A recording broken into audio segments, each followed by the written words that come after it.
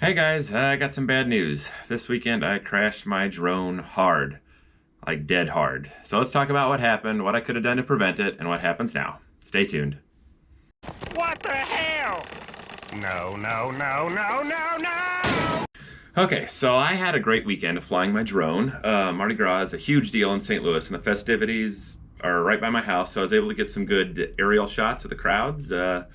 And then on Sunday, I went out to my sister's house out in Wentzville, out in the suburbs, and saw this partially constructed water tower that made for a good subject to fly around and fly up to. So that was really cool. I was happy with that video. So then we get back to home to St. Louis at about sunset, and I happen to be driving by a place that I've always wanted to check out with the drone, and that's the St. Louis Psychiatric Rehabilitation Center on Arsenal Street. I figured I had a few minutes to do a quick flight around the dome before it got dark.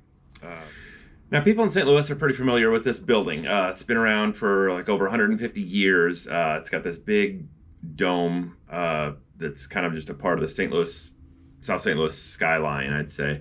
The building with the dome used to house patients at the St. Louis County Lunatic Asylum, and yes, that was the official name when it opened in 1869, but now the building is just partially used as offices. So I parked nearby at some ball fields and launched the drone when I was sitting inside my car. I ascended the drone up to about 180 feet while I did this nice kind of arc path around the dome. But as I was going around it, the controller suddenly lost connection to the drone, the video signal froze, and there was a warning about the lost connection, and then the drone would return to home if it didn't reconnect to the controller within 10 seconds. Now, that's not terribly unusual. Sometimes the connection does get lost for a few seconds, but usually not when the drone was this close to me. It was only about 600 feet away from me at this point. I've had it over 3,000 feet away. So I decided to get out of my car to hopefully improve the signal strength, but by the time I got out of the car, the 10-second countdown on my controller was just about done, and I never would get again connected to the drone. I tried starting return to home mode. I eventually tried restarting the controller, but it just couldn't connect, and it was becoming clear that something pretty major went wrong. So I looked at the Find My Drone screen on the DJI Fly app, which will tell you where the drone was last located, and it seemed to indicate that either the drone was on the roof or it was just north of the building, like near the front entrance.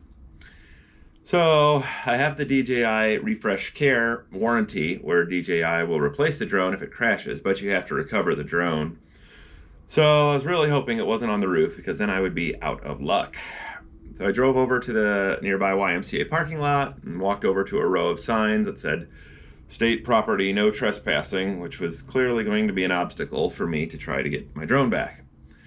So I was trying to figure out what I was going to do, and a car pulled up to the hospital building on my side, and a guy got out, and I asked him if he worked there. He said yes. I explained the situation, and I noticed he had security written up on his hat. So I was both kind of relieved that I was talking to the right person, but also nervous that he was going to be like, so why were you flying over government property in a mental hospital? But he wasn't. He was really cool. He said he would go look for it, but I'd have to stay off the property. So I gave him my phone and controller so that he could follow the map to where the drone was last reported.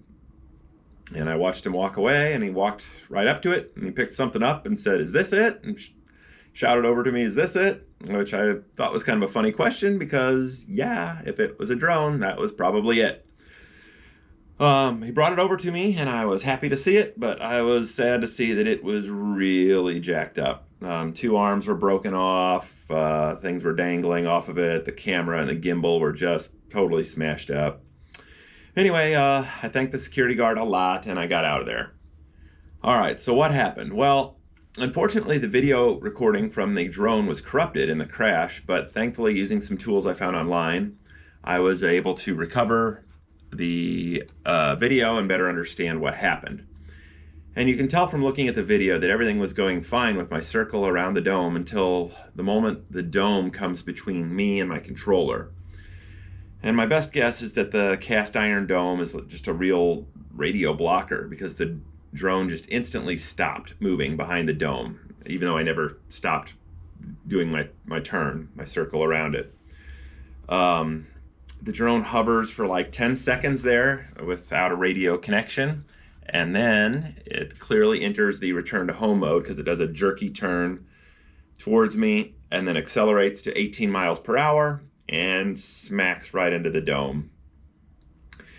In a way, it's probably good, I guess, that it impacted so hard, because I think that likely gave it enough momentum to bounce off the dome and away from the flat roof, or nearly flat roof, that was just below the dome. And then it fell down to the parking lot 180 feet below, and that's probably what caused all that damage. So what could I have done to prevent this? Well, the Mavic Mini has no forward collision avoidance sensors like more expensive drones do. They did that to cut cost and cut weight. So it didn't know that it was going to fly right into an object. So what DJI has you do to prevent things like this from happening is you need to set your return to home height in the application. This is the minimum height that the drone can be at to return to home. So if it goes into return to home mode and you're below that height, it will ascend to that height and then come home. And if you happen to be above that height, it'll just continue at that altitude and come straight home and then drop down and land right where you are, right where home is. So when I was hovering above the dome, I was at 180 feet, and I had my return to home height set at 150 feet. So as it was circling the dome, it didn't change its altitude before trying to fly home. So when I get my replacement, I am definitely going to set that return to home altitude higher, probably like 350 feet, I'm thinking.